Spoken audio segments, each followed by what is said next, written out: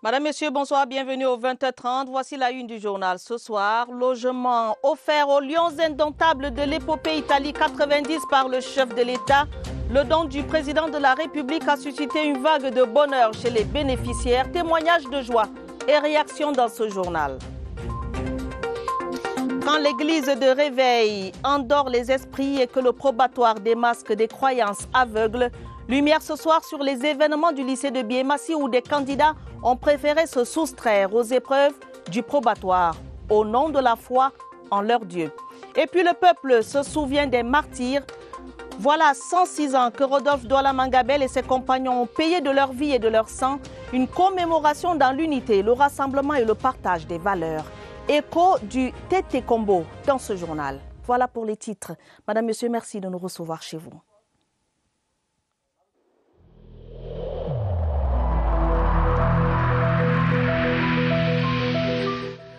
Il est essentiel que les mesures qui ont été indiquées soient absolument respectées par chacun de nous. Lavez-vous régulièrement les mains à l'eau et au savon ou à l'aide d'un gel hydroalcoolique. Restez à au moins 1 mètre de distance des autres personnes, surtout si elles toussent, éternuent ou ont de la fièvre. Si vous avez de la fièvre, de la toux ou des difficultés à respirer, consultez un médecin.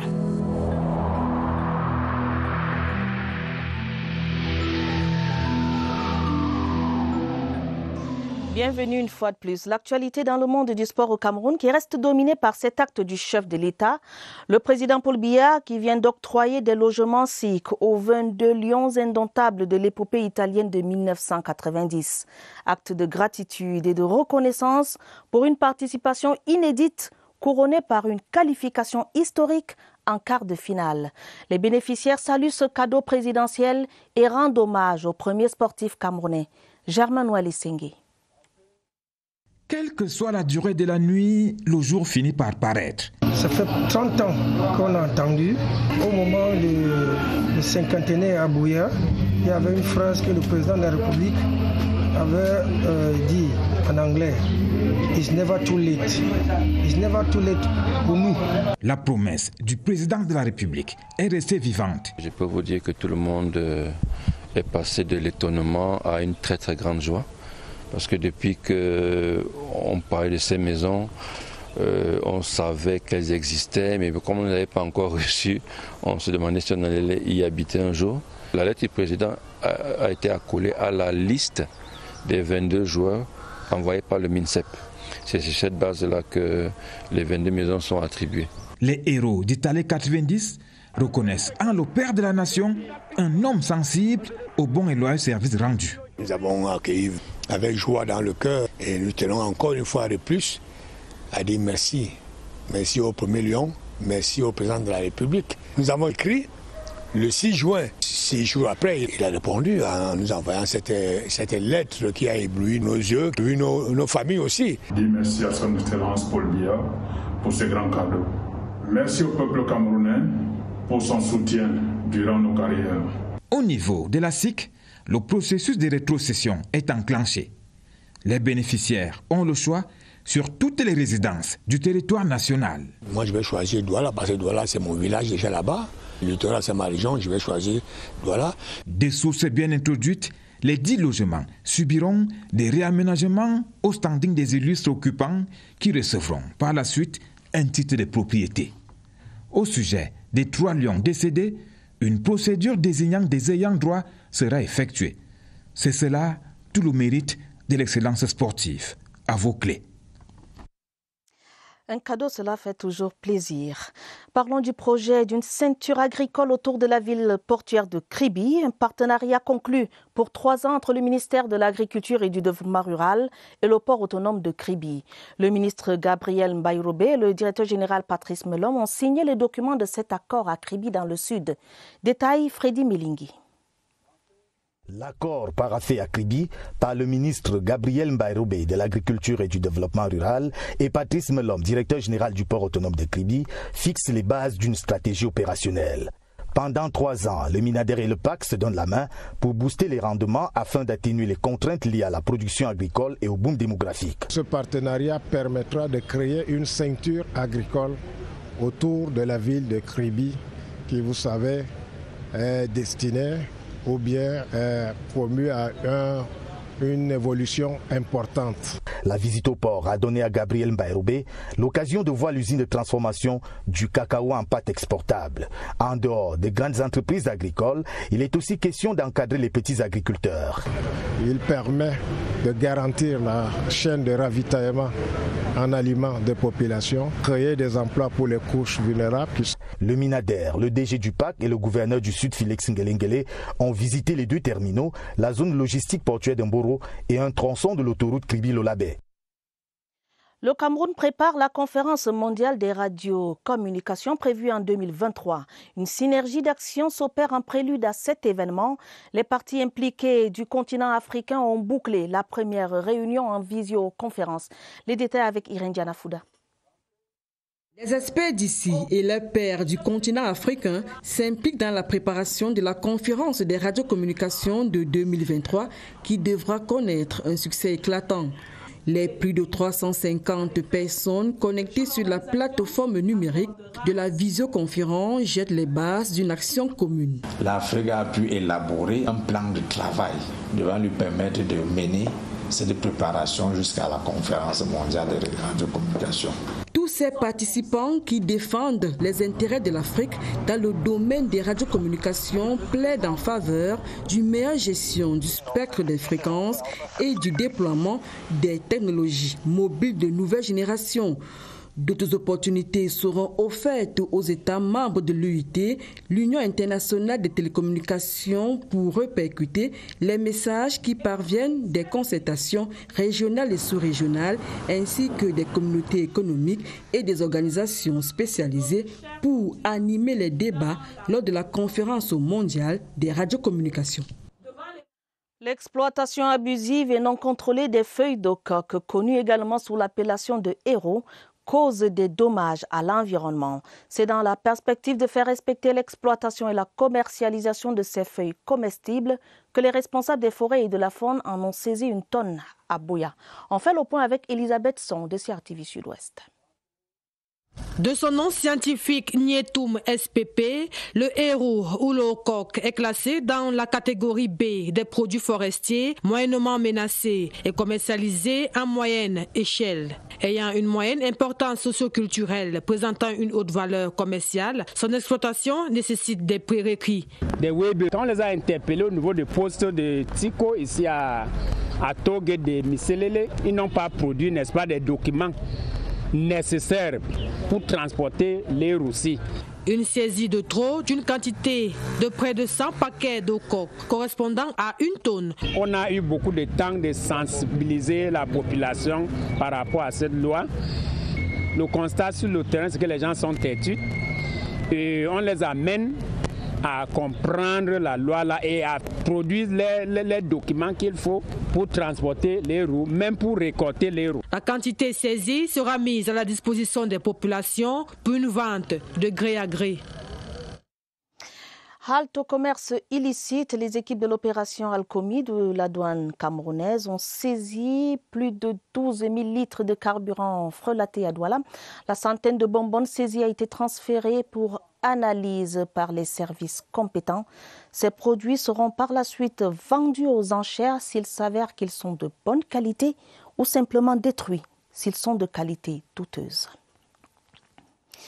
À la tête de la Chambre de commerce, de l'industrie des mines et de l'artisanat du Cameroun, Christophe Eken, maintenu par un décret présidentiel au rang des défis à relever, accompagner les PME dans la transformation des produits issus de l'agriculture et développer un tissu d'opérateurs économiques unis, solidaires et plus résilients.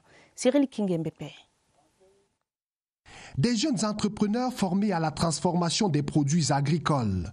La Chambre de commerce, de l'industrie, des mines et de l'artisanat s'engage ainsi dans la promotion du Made in Cameroun. Surtout à travers les petites et moyennes entreprises, pour pouvoir transformer les produits de cru de notre pays. Nous avons créé un centre d'incubation pilote. On devrait sortir une centaine de jeunes qui ont été formés là-bas. Autre engagement, créer une structure économique solide. Sans la véritable transformation de nos produits de cru, il n'y aura pas de véritable révolution industrielle dans notre pays. Le secteur privé plus uni, plus solidaire et je dirais même plus résilient. Une plateforme pour faciliter les transits. Voilà l'autre cible majeure. Nous avons également un projet de zone de logistique au port autonome de Douala qui va accueillir les importateurs et faire en sorte que tout se passe bien au moment de dédouanement. Nous avons ce projet également pour le port de Kribi. En 2021, la Chambre va célébrer son centenaire, occasion de mieux apprécier le chemin parcouru.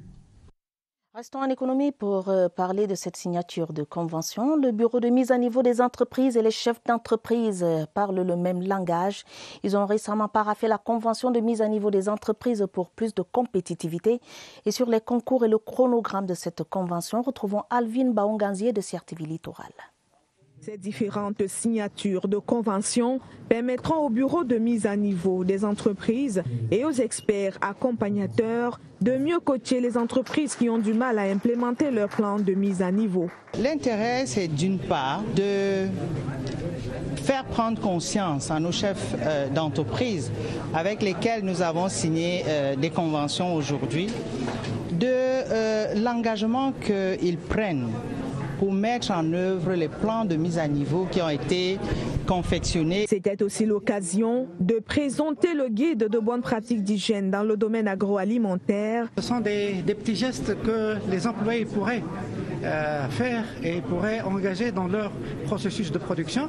Le BMN entend implémenter très bientôt sa deuxième mission qui concerne la restructuration financière des entreprises.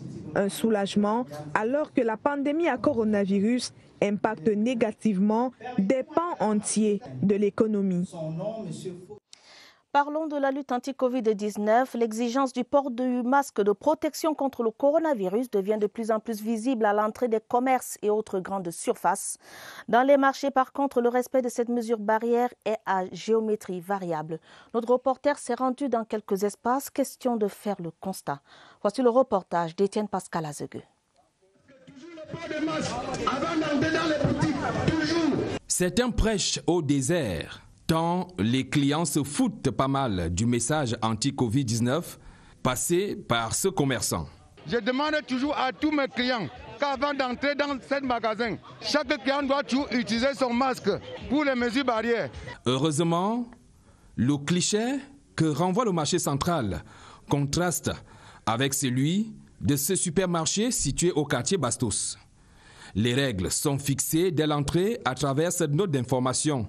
Nous avons matérialisé le magasin, la distanciation qui est respectée, le port de masque et le gel à l'entrée du magasin. Parfois, ce qui nous arrive, le client a oublié son masque dans la voiture. À l'entrée, on dit, monsieur, votre masque, ah tiens, il se rappelle, il retourne chercher son masque. Le respect du port du masque en lieu public, tel qu'exigé par le chef de l'État, reste ainsi à géométrie variable dans la plupart des grands espaces de Yaoundé.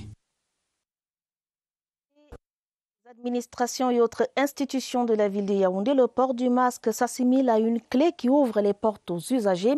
L'accès aux édifices publics devient quasi impossible sans le masque de protection. Joël Igor Abanda est allé voir, voici son reportage. À la délégation régionale du commerce, pas de confinement depuis le début de la Covid-19 au Cameroun. Ici, le travail ne s'est pas arrêté. Du coup, les mesures barrières ont été renforcées, notamment le port du masque. Les commerçants qui sont nos usagers savent qu'ils ne peuvent pas entrer dans le bâtiment sans avoir arboré leur masque. Nous n'avons pas eu de cas déclarés au niveau de la délégation régionale du commerce du centre. Au siège social du journal The Voice, tout est mis en place pour le respect du port du masque. Tous les gens qui entrent ici doivent d'abord se protéger avant de venir demander les services de The Voice. Dans les zones périphériques de Yaoundé, l'accès aux services publics est conditionné par le respect des mesures barrières. Le port du masque étant la principale clé qui ouvre toutes les portes ici. Nous veillons à ce que quand des usagers arrivent, qu'ils portent le masque.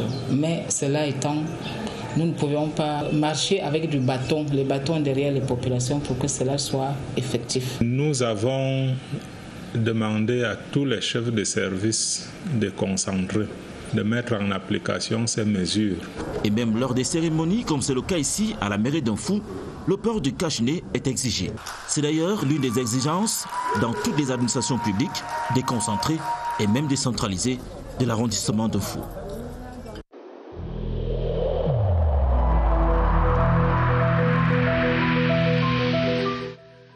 le port du masque dans l'espace public restera obligatoire jusqu'à nouvel ordre.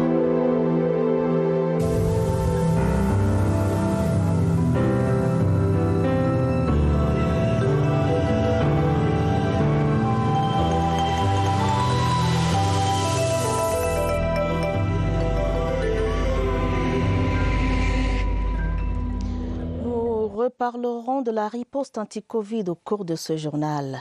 Budget d'investissement public, le Nord-Ouest valide 503 projets pour une enveloppe globale de 33 milliards de francs CFA. Ces projets ont reçu l'aval de la commission locale. Il a cependant été demandé aux chefs d'entreprise d'éviter les travers qui minent l'exécution des marchés. Le compte rendu de Valentin Kouadeux de CRTV Nord-Ouest à Bamenda. Au cours de la réunion de restitution, il a été constaté que les maires rencontrent certaines difficultés, entre autres le montage des projets. C'est notre souhait qu'on peut déployer les ingénieurs et les techniciens des États au niveau de la mairie. Dans l'optique de trouver des solutions à ces entraves, certaines recommandations ont été formulées. Certaines mairies avaient des difficultés à monter des projets à cause de certaines pesanteurs qui ont été développées au cours de la réunion, à savoir que il leur était demandé certaines sommes d'argent pour monter le projet. Mais nous avons demandé à ce que la réglementation en vigueur soit respectée. Les 503 projets validés dans la région du Nord-Ouest vont coûter 33 milliards de francs à l'État. On a priorité les infrastructures, eau, énergie et routes. On demande qu'on goudronne une route entre Andek et Mbengui. Certains projets ont été renvoyés pour repeaufinage.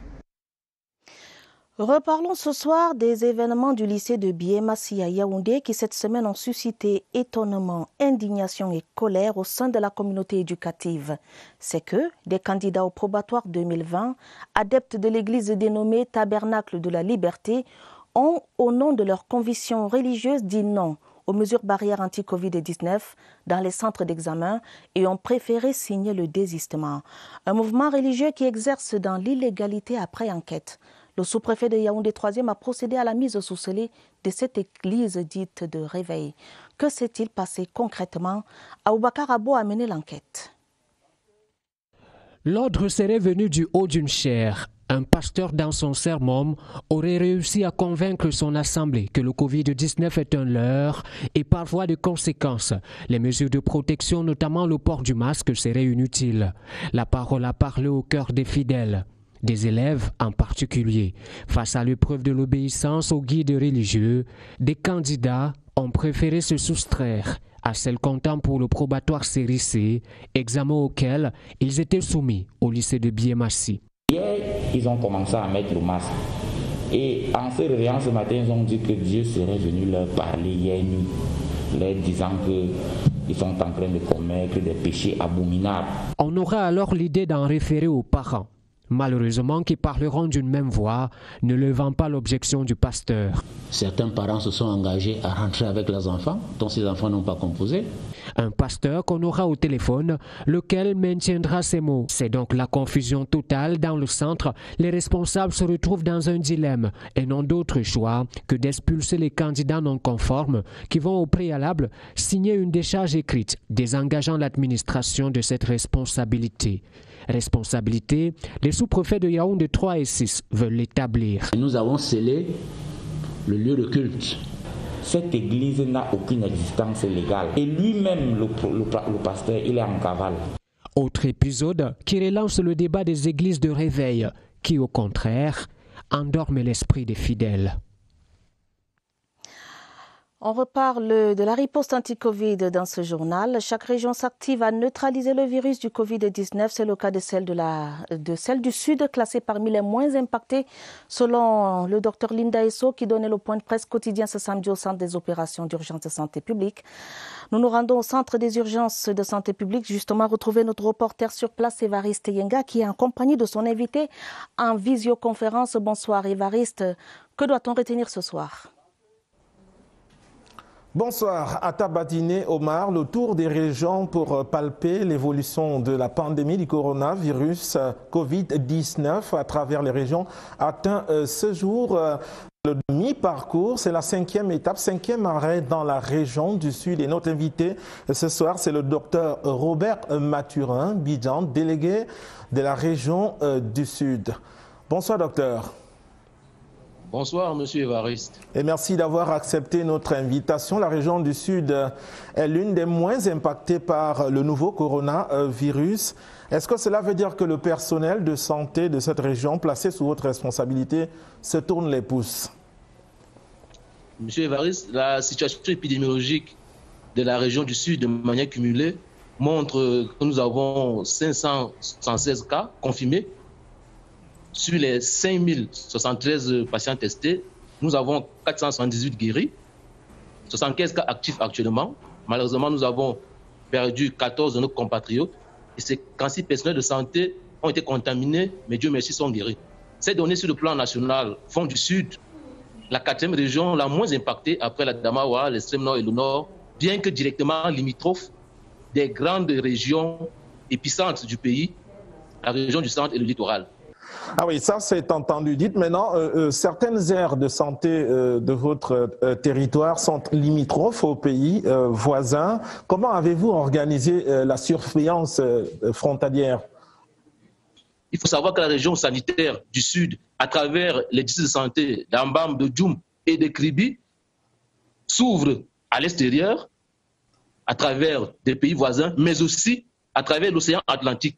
Et le système de riposte et de surveillance s'organise autour des postes de santé aux frontières dans nos différents districts de ports d'entrée, équipés en ressources humaines qualifiées, mais aussi, n'est-ce pas, en équipement leur permettant d'assurer cette surveillance à travers les activités de sensibilisation transfrontalières, à travers, n'est-ce pas, ce screening massif aux portes d'entrée et de chaque personne qui entre. Nous voulons vous le dire, à date, nous avons eu à screener 3465 personnes et nous avons eu un cas positif au niveau de nos portes d'entrée.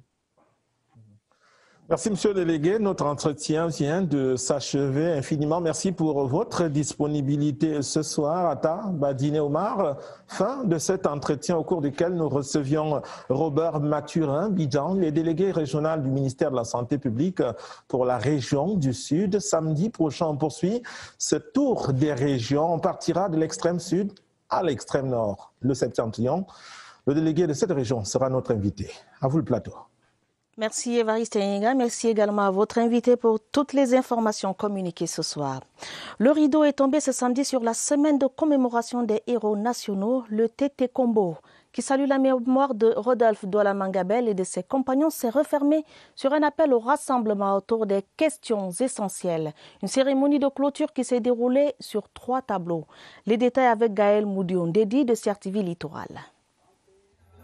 À la place de l'arbre potence d'autrefois, un cactus qui accueille le rituel traditionnel et les gerbes de fleurs.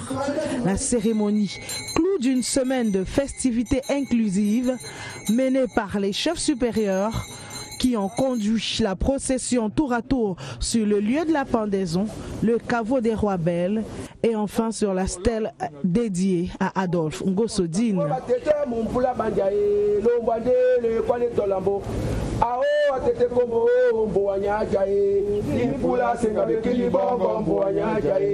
Une commémoration essentiellement marquée par l'ouverture aux autres. Les Doualaises et les Doualaises de tous horizons ont pu se prosterner pour saluer la mémoire des héros au même titre que les autorités et les fils et filles de sang. C'est que visiblement, cette fois et pour toujours, le roi Rodolphe Douala Mangabel est bel et bien un patrimoine appartenant à tous. Bien sûr. Du réconfort pour la famille de feu Pascal Zoyem, commerçant froidement assassiné par des individus armés non encore identifiés en Ngaoundéré. Le lamido de Ngaoundéré, Mohamedou Hayatou Issa, a transmis la compassion des populations de Ngaoundéré et les siennes propres aux proches du défunt. Les forces de l'ordre, elles, travaillent à mettre sous les verrous les auteurs de ce crime crapuleux commis il y a une semaine. Amadou Sanda de CRTV à Damawa. Nous avons perdu un grand distributeur dans la ville. Ce n'est pas vous qui avez perdu Pascal, mais c'est nous qui l'avons perdu. C'est par ces mots que les commerçants de la ville de Ngaoundéré sont venus réconforter la famille du feu Pascal assassiné par des hors-la-loi. Pour les funérailles, ils ont contribué avec une somme de 500 000. Ce qui est arrivé, les Lamido a appelé tous les éléments, ils ont fait des prières, que le Dieu arrête ces gens qui ont fait ces assassinats. À l'initiative du Lamido de Ngaoundéré et du patriarche El Hadji Ousmane Abbo, la délégation venue rendre condoléances a promis faire la lumière sur ce crime crapuleux avec l'aide de Dieu. Nous présentons notre condoléance à la famille de M. Thomas. Et ça a touché toute la ville de Ngaoundéré. Nous prions Allah, subhanahu wa ta'ala, de nous montrer les assassins et de protéger toute la ville de Ngaoundéré. La famille du feu Pascal est désormais rassurée du soutien sans condition de ses pairs de la ville de Ngaoundéré. La reconnaissance de la nation au maire de la commune de Mbandjok, Sa Majesté Bagdama Amati René de Gaulle, a été élevée à titre posthume à la dignité de grand officier de l'Ordre national de la valeur par le chef de l'État. C'était au cours de la cérémonie d'hommage rendue au chef de groupement Djoré et ancien maire de Mbandjok. Les temps forts de cette cérémonie avec Étienne Pascal Azégue. Une distinction à titre posthume qui élève à la dignité de grand officier de l'Ordre national de la valeur le maire de Mbandjok, décédé le 23 mai dernier. La reconnaissance du président de la République est remise par son représentant. Le prophète de la Haute-Sanaga honore ainsi la mémoire de celui qui aura passé 33 ans à la tête de la mairie de Mbandjok. Le militant de première heure du RDPC et membre titulaire du comité central depuis 1990 reçoit également les éloges du secrétaire général du comité central, message délivré par le ministre Pierre Ismaël Bidumpat qui conduit la délégation à Ndjoré. Le chef traditionnel de deuxième degré du groupement de Ndjoré, qui était Sa Majesté Bagdama, a reçu des hommages de ses pairs venus en grand nombre du département de la Haute-Sanaga et de la région du centre. Ce sont toutes ces valeurs de l'illustre disparu qui ont été exaltées dans le message de condoléances du couple présidentiel lu par le sous-prophète de Mbandjok. Des prières sont élevées pendant l'office religieux conduit par le curé de Ndjoré pour le repos de l'âme de Sa Majesté Bagdama Amati René de Gaulle. Au-delà des frontières nationales, l'élection présidentielle d'octobre prochain en Guinée-Conakry retient toujours l'attention. Malgré le plaidoyer de son parti, le RPG, le président Alpha Condé ne s'est jusqu'ici pas formellement porté candidat pour briguer un troisième mandat. Un mandat par ailleurs contesté par l'opposition qui projette déjà des manifestations de rue. Séverin Alégambélé. Le parti au pouvoir, le RPG Arc-en-Ciel, le Rassemblement du peuple béguiné, s'est réuni en convention électorale cette semaine au Palais du Peuple à Conakry. À cette occasion, les délégués ont demandé à l'actuel président, Alpha Condé, d'être leur candidat à l'élection présidentielle dont le premier tour est programmé le 18 octobre prochain. Une date proposée par la Commission électorale nationale indépendante qui n'est pas toujours validée par le président de la République. Alpha Condé qui devait rencontrer jusqu'à ce samedi les délégations du RPG des différentes régions du pays avant de se prononcer définitivement. Néanmoins, il a dit prendre acte du plaidoyer de son parti, précédé en cela par la Coalition démocratique pour le changement dans la continuité, une entité qui réunit les partis alliés au RPG Arc-en-Ciel. En Guinée, la Constitution limite le nombre de mandats présidentiels à 2. Mais selon les partisans d'Alpha Condé, l'adoption d'une nouvelle loi fondamentale lors du référendum de mars dernier remet les compteurs à zéro. L'opposition qui, depuis des mois, est persuadée que le président Condé va briguer un troisième mandat de 5 ans, a appelé jeudi dernier à des manifestations de rue, avant de reporter le rassemblement en raison des examens officiels. La course au palais de Sékou Touréa à Conakry est toutefois lancée. Voilà qui met un terme au journal ce soir. Journal préparé avec la collaboration de Sadou Mamoudou et Mirabel Tala. Prochain rendez-vous avec l'information, ce sera à minuit. Madame, Monsieur, votre fidélité nous honore. Prenez soin de vous, prenez soin de vos familles. Bonne soirée à tous.